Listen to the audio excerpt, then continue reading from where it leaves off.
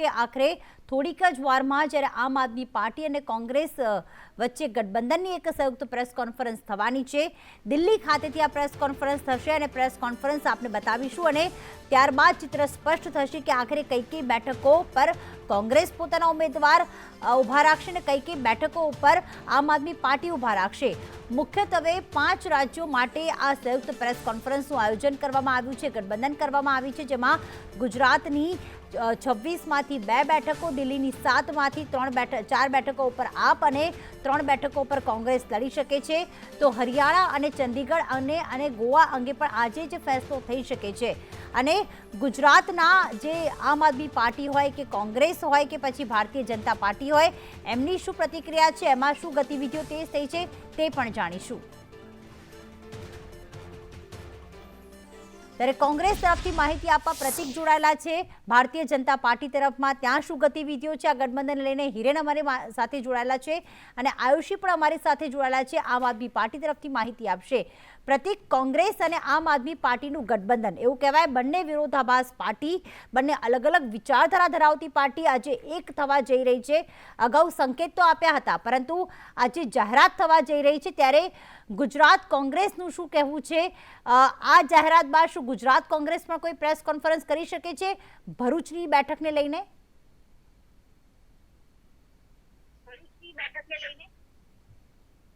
અલાયન્સની અંદર એવી અનેક પાર્ટીઓ છે કે જેમની વિચારધારા અલગ અલગ છે, પરંતુ તેઓ આ અલાયન્સની અંદર જોડાયેલા છે કારણ કે તેઓ ઈચ્છી રહ્યા છે કે ભારતીય જનતા પાર્ટીને લોકસભાની ચૂંટણીમાં હરાવીએ અને આ જ કારણથી હવે આમ આદમી પાર્ટી અને કોંગ્રેસનું પણ ગઠબંધન થવા જઈ રહ્યું છે અને ગઠબંધનની જાહેરાત પણ ટૂંક સમયમાં દિલ્હીથી થશે। પરંતુ દિલ્હીથી આ જાહેરાત થાય તેના પહેલા ગુજરાત કોંગ્રેસના પ્રદેશ નેતાઓ પણ મૌન સેવી રહ્યા છે કારણ કે તેઓ ઈચ્છી રહ્યા છે કે પહેલા દિલ્હીથી કોઈ જાહેરાત કરવામાં આવે અને ત્યારબાદ અમે કોઈ જાહેરાત કરીએ। સ્વાભાવિક છે કે અત્યાર સુધી કોંગ્રેસ છે તે ગુજરાતમાં એકલા હાથે 26 બેઠક લડતું આવ્યું છે અને જો 26માંથી કોઈ બેઠક તેમને આપવાની થાય તો ચોક્કસ સ્વાભાવિક છે કે તેમને પસંદ ન પડે અને કદાચ આ જ કારણથી કોંગ્રેસના નેતાઓ પણ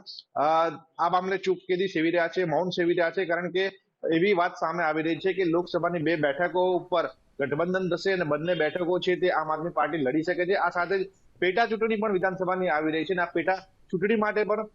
ગઠબંધન થાય તેવી જાહેરાત કરવામાં આવી શકે છે, જેને લઈને હાલ કોંગ્રેસના જે નેતા છે તે મૌન સેવી રહ્યા છે। દિલ્હીથી જાહેરાત થાય ત્યારબાદ જ ચોક્કસથી આ મામલે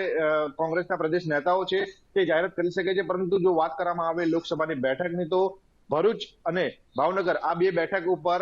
આમ આદમી પાર્ટી લડી શકે છે। આમ આદમી પાર્ટીની જો વાત કરવામાં આવે તો ભરૂચ બેઠક કોંગ્રેસની